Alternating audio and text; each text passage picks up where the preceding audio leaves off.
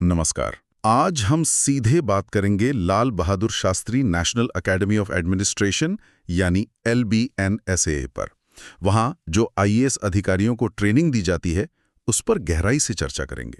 और हमारा मकसद है ये समझना कि भारत के जो टॉप सिविल सर्वेंट्स हैं, उन्हें आखिर किस तरह की ट्रेनिंग से गुजारा जाता है। क्या है वो पूरी प्रक्रिया जो उन्हें उनकी भविष्य की भूमिकाओं के लिए तैयार करती है। तो चलिए शुरू करते हैं। सबसे पहले फाउंडेशन कोर्स।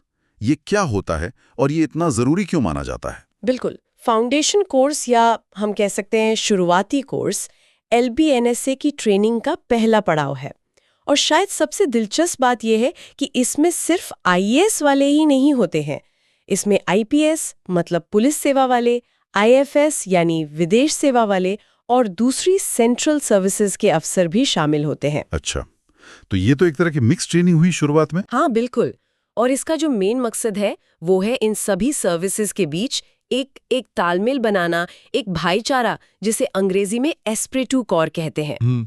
सोचिए, ये सब अफसर जो आगे चलकर अलग अलग विभागों में देश चलाएंगे, वो शुरुआत में ही एक साथ रहते हैं, सीखते हैं, साथ ही उन्हें एडमिनिस्ट्रेशन, कानून, इकोनॉमिक्स और हाँ, भारतीय इतिहास और संस्कृति की बेसिक समझ दी जाती है।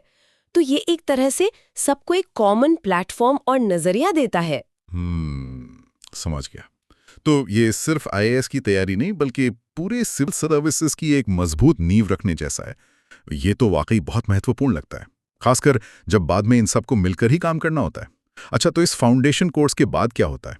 IAS अफसरों के लिए ट्रेनिंग कैसे अलग हो जाती है फिर? हाँ, तो फाउंडेशन कोर्स खत्म होने पर जो बाकी सर्विसेज के ट्रेनी ऑफिसर होते हैं, वो अपनी अपनी एकेडमीज में चले जाते हैं। जैसे IPS वाले हैदराबाद, IFS वाले दिल्ली।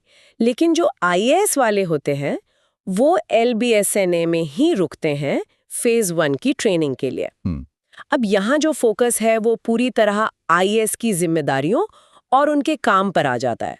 इसमें फिर काफी डीप एकेडमिक मॉड्यूल्स होते हैं। एकेडमिक मॉड्यूल्स मतलब जैसे पब्लिक एडमिनिस्ट्रेशन की गहराइयाँ, अलग अलग कानून और नियम, मैनेजमेंट के सिद्धांत, इकोनॉमिक्स का एडमिनिस्ट्रेशन पर क्या असर पड़ता है, फिर से भारतीय इतिहास और पॉलिटिकल साइंस। ये सारे विषय उन्हें वो थ्योरी की मजबूत समझ देते हैं जिसके दायरे में रहकर उन्हें आगे काम करना है। यानी थ्योरी का एक सॉलिड बेस बनाया जाता है। लेकिन अक्सर ये सुनने में आता है कि सरकारी ट्रेनिंग थोड़ी किताबी ज्यादा होती है। क्या फेज 1 में सिर्फ क्लासरूम पढ़ाई ही चलती है या कुछ और भी होता है? नहीं, यहीं पर बात थोड़ी अलग है। कोशिश यही रहती है कि थ्योरी और प्रैक्टिकल का एक बैलेंस बने। एकेडमिक सेशंस तो होते ही हैं, पर साथ ही सॉफ्ट स्किल्स पर बहुत जोर दिया जाता है, जैसे communication skills, leadership qualities, team में कैसे काम करना है और सबसे जरूरी प्रेशर में फैसले कैसे लेने हैं। अच्छा, सॉफ्ट स्किल्स पर भी फोकस रहता है? हाँ, बहुत ज्यादा। सोचिए ना, एक डिस्ट्रिक्ट कलेक्टर को रोज कितनी तरह की सिचुएशन संभालनी पड़ती हैं, कितने अलग अलग लोगों से बात करनी होती है। वहाँ सिर्फ कानून का ज्ञान काफी नहीं होता है ना। इसके अलावा ट्रेनीज को outdoor activities, sports, cultural programmes में हिस्सा लेने के लिए भी एनकरेज किया जाता है। ये सिर्फ मौज मस्ती नहीं है, ये उनकी पर्सनालिटी को ग्रूम करता है, टीम स्पिरिट बढ़ाता है, स्ट्रेस मैनेज करना सिखाता है और हाँ, फिजिकल फिटनेस भी एक अहम हिस्सा है। काम की डिमांड ही ऐसी है। ये तो काफ़ी इंटरेस्टिंग है कि पर्सनालिटी डेवलपमेंट और फिटनेस पर भी इतना ध्यान है। और मैंने ये भी सुना है कि ट्रेनिंग सिर्फ एकेडमी की चार दीवारी में नहीं होती, देश को भी जानने का मौका मिलता है। वो भारत दर्शन का काफ़ी जिक्र होता है, वो क्या चीज़ है? हाँ, भारत दर्शन ये फेज 1 का एक बहुत ही ज़रूरी और शायद सबसे यादगार हिस्सा होता है। इसे विंटर स्टडी टूर भी कहते हैं। इसमें क्या होता है कि ट्रेनीज को छोटे छोटे ग्रुप्स में बांट दिया जाता है और फिर करीब 1.5 महीने के लिए देश के अलग अलग हिस्सों में भेजा जाता है। 1.5 महीने पूरे देश में? हाँ, अलग अलग ग्रुप्स अलग अलग रूट पर जाते हैं और इसका मकसद सिर्फ घूमना नहीं है। मकसद है भारत की जो अविश्वसनीय डाइवर्सिटी है, ज्योग्राफिकल, कल्चरल, सोशल, इकोनॉमिक, उसको फर्स्ट हैंड एक्सपीरियंस करना। जिसके बारे में वो किताबों में पढ़ते हैं, उसे अपनी आंखों से देखना। कई ट्रेनीज बाद में बताते हैं कि इसी टूर में उन्हें पॉलिसी पेपर्स और जमीनी हकीकत का जो फर्क है, वो सबसे ज्यादा समझ आता है। वो अलग अलग डेवलपमेंट प्रोजेक्ट्स देखते हैं, इंडस्ट्रीज में जाते हैं, NGOs के काम को समझते हैं, अलग अलग राज्यों के एडमिनिस्ट्रेटिव चैलेंजेस को करीब से देखते हैं, लोकल लोगों से मिलना, उनकी दिक्कतें सुनना, ये सब उन्हें वो समझ देता है जो मसूरी में क्लासरूम में बैठकर शायद न मिले। सही कहा। तो ये सिर्फ एक टूर नहीं हुआ, ये तो देश की नब्ज पर हाथ रखने जैसा है। क्लासरूम थ्योरी का एक तरह से रियलिटी चेक। अच्छा, इसके अलावा भी कोई प्रैक्टिकल ट्रेनिंग होती है जो उन्हें फील्ड की असलियत के लिए तैयार करे? हाँ बिल्कुल। भारत दर्शन के अलावा 2 और बहुत महत्वपूर्ण अटैचमेंट्स होते हैं फेज 1 में। पहला है आर्मी अटैचमेंट।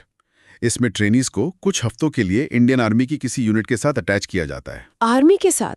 क्यों? इसका मकसद लड़ाई सीखना नहीं है, मकसद है अनुशासन, लीडरशिप, ऑर्गेनाइजेशनल स्ट्रक्चर और खासकर मुश्किल हालात में बिनतीज रहकर तेजी से फैसले लेने की क्षमता को समझना। सेना का काम करने का तरीका सिविल एडमिनिस्ट्रेशन से काफी अलग होता है, तो ये उन्हें एक नया पर्सपेक्टिव देता है। और दूसरा महत्वपूर्ण अटैचमेंट है रूरल टेन्योर या ग्रामीण कार्यकाल। गांव में? हाँ, इसमें वो किसी दूर दराज के गांव में कुछ समय बिताते हैं, वहां की जिंदगी को करीब से देखते हैं, पंचायत कैसे काम करती है, रूरल इकोनॉमी की क्या चुनौतियां हैं, सरकारी स्कीमें जमीन तक पहुंच भी रही हैं या नहीं, और अगर नहीं तो क्यों, ये सब समझने का मौका मिलता है। बाप रे, मतलब फेज 1 में ही इतनी सारी चीजें, डीप स्टडीज, फिर पूरा भारत घूमना, फिर आर्मी के साथ रहना, फिर गांव में जाकर रहना, ये सब कुछ महीनों में समेटना, तो काफी इंटेंस लगता होगा। तो इस फेज 1 के बाद क्या होता है? क्या अब वो पोस्टिंग के लिए तैयार है? नहीं, अभी एक और बड़ा स्टेप बाकी है। फेज 1 और ये सारे अटैचमेंट्स जब वो सफलतापूर्वक पूरे कर लेते हैं, उसके बाद वो करीब 1 साल के लिए अपने अलॉटेड कैडर, यानी जिस राज्य में उन्हें सर्विस करनी है, वहां जाते हैं डिस्ट्रिक्ट ट्रेनिंग के लिए। अच्छा, 1 साल की डिस्ट्रिक्ट ट्रेनिंग? हाँ, इसे आप असली ऑन द जॉब ट्रेनिंग कह सकती हैं। यहाँ वो किसी अनुभवी डिस्ट्रिक्ट कलेक्टर या डिस्ट्रिक्ट मजिस्ट्रेट और दूसरे जिला लेवल के अफसरों के अंडर काम करते हैं। फाइलें देखना सीखते हैं, मीटिंग्स में जाते हैं, फील्ड विजिट्स करते हैं, इंस्पेक्शन करते हैं और धीरे धीरे जिला प्रशासन की जो पूरी मशीनरी है उसे चलाना सीखते हैं। ये वो टाइम है जब LBSNA में जो सीखा है वो कसौटी पर कसा जाता है और प्रैक्टिकल शेप लेता है। तो 1 साल की ये जिला ट्रेनिंग उन्हें असली काम के लिए तैयार करती है, लेकिन मैंने सुना है कि वो फिर से LBSNA वापस आते हैं। क्या वो फेज 2 होता है? उसका क्या काम है जब वो फील्ड एक्सपीरियंस ले चुके होते हैं? हाँ, बिल्कुल सही। 1 साल की इंटेंस डिस्ट्रिक्ट ट्रेनिंग के बाद सभी ट्रेनी ऑफिसर्स LBSNA वापस लौटते हैं फेज 2 के लिए। ये कुछ हफ्तों का ही होता है, लेकिन बहुत जरूरी होता है। क्यों? इसमें क्या होता है? देखिए, अब फोकस इस बात पर होता है कि उन्होंने अपने 1 साल के डिस्ट्रिक्ट ट्रेनिंग में क्या सीखा, क्या चैलेंज फेस किए, क्या नए तरीके अपनाए, क्या सक्सेस मिली। वो अपने एक्सपीरियंस एक दूसरे के साथ शेयर करते हैं, प्रेजेंटेशंस देते हैं, केस स्टडीज पर डिस्कशन होता है।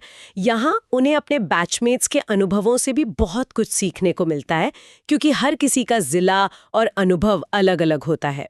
सीनियर ऑफिसर्स और एक्सपर्ट्स भी आते हैं, अपने अनुभव शेयर करते हैं, उनके सवालों के जवाब देते हैं।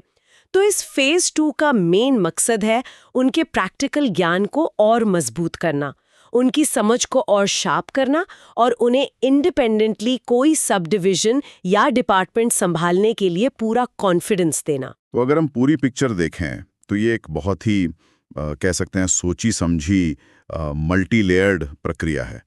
फाउंडेशन कोर्स से शुरू, जहां सब मिलते हैं, फिर IAS के लिए फेज 1 जिसमें पढ़ाई, भारत दर्शन, आर्मी, गांव सब शामिल हैं। उसके बाद 1 साल की प्रैक्टिकल डिस्ट्रिक्ट ट्रेनिंग और फिर आखिर में फेज 2 जहां सारे अनुभवों को मिलाकर निचोड़ निकाला जाता है। इस पूरी मेहनत का, इस इंटेंस ट्रेनिंग का आखिरी मकसद क्या है? क्या सिर्फ एक एफिशिएंट मैनेजर बनाना? देखिए, एफिशिएंट मैनेजर बनाना तो जरूर एक हिस्सा है, पर मकसद इससे कहीं बड़ा और गहरा है। इस पूरी ट्रेनिंग का असल लक्ष्य ऐसे सिविल सर्वेंट तैयार करना है जो सिर्फ काबिल और जानकारी नहीं हो, बल्कि सेंसिटिव हो, हमदर्दी रखने वाले हों, नैतिक मूल्यों पर टिके रहने वाले हों और भारत की जो जबरदस्त डाइवर्सिटी है और जो गहरी सामाजिक आर्थिक चुनौतियां हैं, उनके प्रति सजग हों। उन्हें सिर्फ फाइलें निपटाना नहीं सीखना है, उन्हें ये समझना है कि उनके फैसलों का असर लाखों लोगों की जिंदगी पर पड़ता है। उन्हें मुश्किल प्रॉब्लम्स को एनालाइज करना, इफेक्टिव पॉलिसी बनाना और उन्हें जमीन पर उतारना सीखना है।